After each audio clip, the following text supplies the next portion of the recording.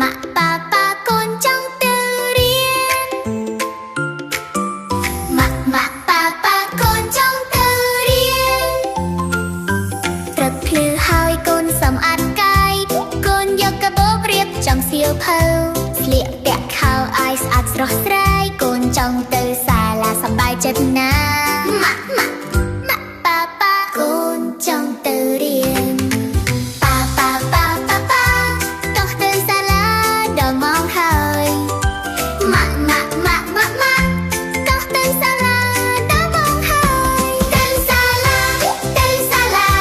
ជួបមិត្តភក្តិសើចសប្បាយទៅសាលារៀនអក្សររៀនចម្រៀងសប្បាយ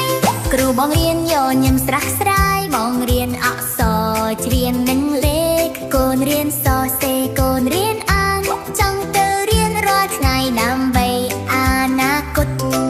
សាលាជាទីកន្លែងសិក្សារៀនសូត្រជួយឲ្យកូនធំលូតលាស់មានចំណេះកូនចង់ទៅរៀន